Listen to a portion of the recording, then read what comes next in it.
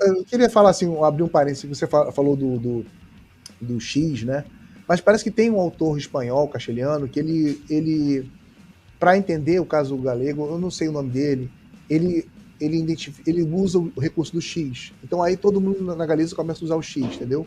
Não é que a Rosália ou o Pondal começaram a utilizar o X, porque alguém já estava fazendo isso, né? Uhum. Mas a própria questão de você não entender a etimologia das palavras, não ter uma estruturação disso, é que você leva a fazer isso, né? Porque se soubessem realmente a etimologia, eles não escreveriam hoje etimologia com X. A própria palavra etimologia na Galiza é escrita com X porque não perde-se um pouco do sentido de uma escrita histórica e etimológica, que é o que o movimento reintegracionista tem feito aí ao longo das décadas, né?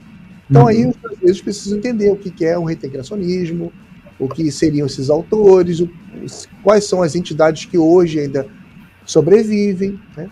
A desproporcionalidade que elas têm de não terem subsídios do Estado, enquanto que a Real Academia Galega ela tem recursos próprios da junta do Estado. A Real Academia, né? Real, não sei por que é real, porque nem quando a sua fundação, porque não era mais reino, mas ele é porque tem a Real Academia Espanhola, pode ser. Claro, a influência total da metrópole, né? E daí você acaba falando de um ponto interessante, que nessa questão, que foi uma questão mais política do que nem tudo, né? Que é o bando, vou falar bando, acho que bando é uma palavra muito forte. O grupo do Ramon Pinheiro, do Filgueira Valverde, Constantino Garcia, essa galera toda aí, ela era financiada pela junta. Eles tinham posições estratégicas no governo. Então, o grupo do Carvalho Caleiro, do Genaro Marinhas, dessa galera toda aí, né, que Paz de Andrade, né, que era simpatizante ao reintegracionismo, ficou de fora. O Carvalho Caleiro era uma pessoa bem vista, passou a ser uma pessoa mal querida, de uma hora para outra, no momento que ele abraça realmente a posição de uma língua, eu costumo dizer, escrita compartilhada. Eu gosto mais da palavra compartilhada do que reintegrada, né? Porque sempre foi deles, então não posso reintegrar, sempre foi deles, entendeu? Uma questão política, meramente política, mas aí as pessoas precisam se aprofundar mais nesses temas, né? E aí a gente vê também, claro, que a reprodução desse sistema financiado, ela acaba acontecendo nos meios acadêmicos aqui brasileiros, né? Então você vê centros de estudos galegos aqui em algumas universidades brasileiras que vão reproduzir essa lógica.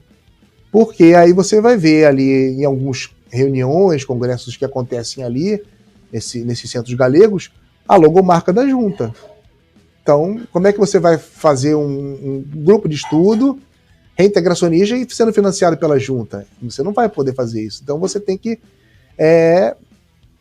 E essa questão de você ter um código ortográfico diferente é que traz essa ilusão, quando os brasileiros vão lá para fora, ou quando os brasileiros leem algum texto em galego, que trata-se de uma língua diferente. Olha, está escrito diferente, então só pode ser outra língua diferente. Vou começar a aprender a falar galego. Entendeu? Eu fiz um grupo no WhatsApp, eu tenho um grupo no WhatsApp que tem galegos, portugueses, então os brasileiros entravam no grupo para aprender galego. Como eles estavam vendo que os galegos estavam falando com a gente em galego e a gente estava respondendo em português, eles ficaram decepcionados, porque ali não tinha a gente não ensinava ali pronúncia. Ali era uma entrega de sotaques. Então, as pessoas ficavam decepcionadas. Então, elas achavam que a gente era maluco, não sei o quê. Elas ficavam decepcionadas, enfim. Então, tem muita gente que vai nesse viés, porque isso é muito bom para o currículo dela. Eu falo um outro idioma.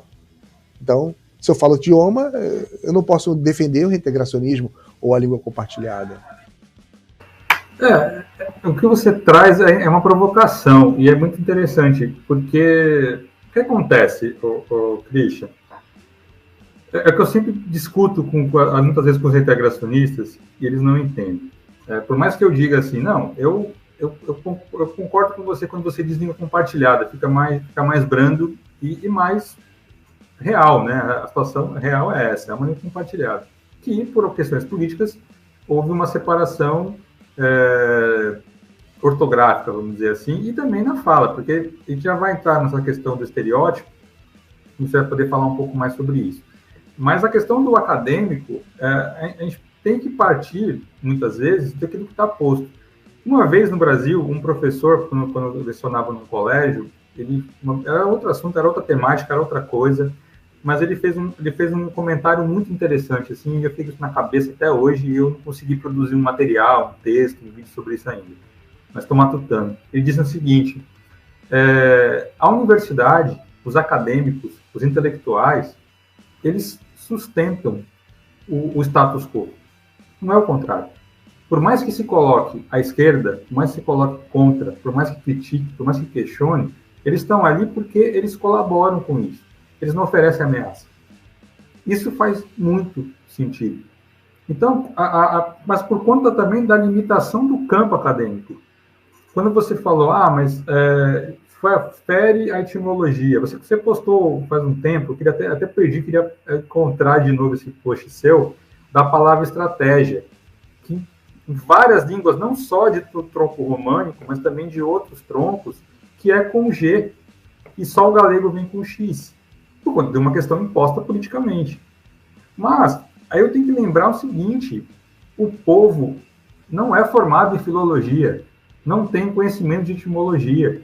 E se você coloca uma palavra no seu sentido etimológico, mas que lembra para ele o castelhano, e ele é um galego, ele cria rejeição com aquilo.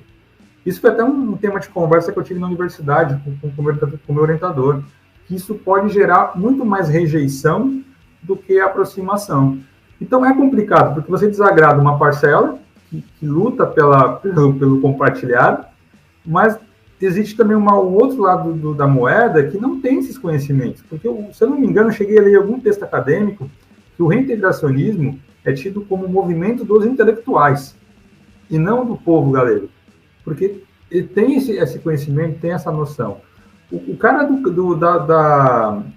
da finca, né, da aldeia, que nunca escutou o português, nunca leu nada de português, na cabeça dele é uma outra língua. Ele até pode dizer assim, é parecido, é próximo, eu entendo, sei lá, poderia entender, ou então nem tem opinião sobre isso. Ele não vai linkar, ele não vai fazer essa relação. Então, a situação é muito mais delicada do que a gente pode imaginar. Muito mais delicada do que qualquer um de nós, mesmo morando aqui, Cristian. Eu estou aqui, já são mais de 9 meses que eu estou aqui. Já nasci, né? Então, assim, eu ainda observo, converso com as pessoas, escuto e vejo que a situação é muito complexa. É muito complexa porque não se tem um posicionamento, 2 posicionamentos, nem 3, nem 4, nem 5. É muito dispersa essa situação em relação ao que poderia ser feito. E, lógico, né, eu concordo que a Real Academia Galega, por conta desse financiamento, no primeiro momento, o Ricardo Calheiro era o cara da Real Academia Galega. Ele tem uma norma da década de 70 que, inclusive, consta no próprio sítio da Real Academia Galega, com a proposta reintegracionista. O Stravisa, da mesma época ali, também estava batalhando por isso, né? E, de repente, na década de 80, não, agora vai ser isso aqui. E dá um giro de 180 graus, né? Vira as costas para o Ricardo Calheiro, para o pessoal que defendia esse compartilhado, e se volta para uma norma mais castelhanizada. Não nego que é muito mais próxima do povo galego, então também tem eu entendo um pouco, mas eu acho que poderia ter sido feito de uma outra maneira. Até porque os livros antigos de escola apresentavam o galego como língua internacional. E depois isso acabou sendo mudado. Talvez não, com certeza, que o prestígio da língua, se isso tivesse permanecido, seria diferente. Até mesmo que se fosse com essa ortografia, mas que se mantivesse a questão do galego internacional. A gente pode escrever com X, com G, mas é a mesma língua.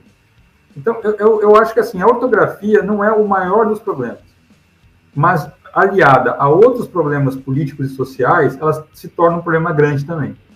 Né? Então, é uma situação muito complicada. E quando as pessoas me escutam falar fora de contexto, acha que eu estou sendo contra a integração. Não sou contra. Só que, assim, não só como linguista, mas também como uma pessoa que vive aqui e está chegando de fora, que não está viciado nas discussões nem de um lado nem de outro, talvez eu consiga perceber alguma coisa diferente. Como o próprio Arthur comentou lá na postagem, né?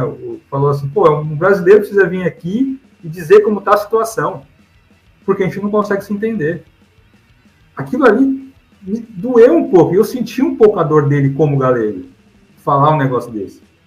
Né? Do mesmo jeito que, para alguns, eu não tinha que falar nada, porque eu subi de fora. Então, é uma situação delicada que a gente passa aqui. Eu sou muito grato pela recepção do povo galego. Eu só estou, dos amigos galegos e das amigas galegas, eu só estou aqui falando porque eu tenho um apoio de uma boa parte deles, porque, do contrário, é desanimador.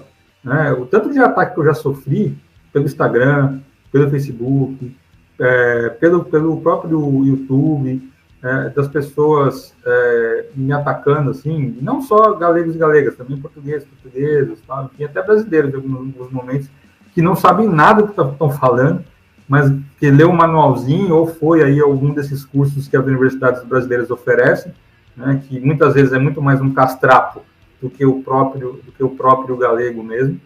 E outra coisa, não que o povo daqui fale um castrapo, não é isso que eu estou dizendo. O povo daqui fala o galego, que sofreu influência, como você bem disse anteriormente, que muito proximidade com o castelhano.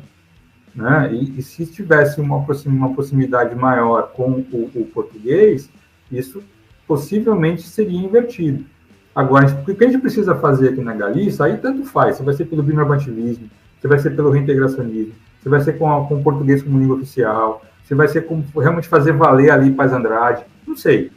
A gente precisa colocar o português aqui dentro. Isso é um ponto que eu defendo. Como vai ser feito, qual o nome que vai ser dado, qual vai ser o meio utilizado, não importa. A gente precisa colocar o português aqui dentro. Não para sobrepor o galego, mas para mostrar que ele é uma língua internacional e que as pessoas têm um interesse em estabelecer essas pontes. Esse é um ponto que eu defendo, né? Fortemente, e sou atacado também da mesma proporção por expor isso daqui. E também ninguém é obrigado a concordar comigo. É só uma questão de fazer o diálogo acontecer. Eu não sou contra o reintegracionismo, não sou contra o binormativismo, não sou contra nada disso. Eu só procuro ponderar o que eu acho, e é um achismo mesmo, porque a gente não tem como prever o futuro, do que poderia, o que não poderia, o que eu acredito, o que eu não acredito, e que a gente vai tentando achar um meio termo para conseguir chegar a isso.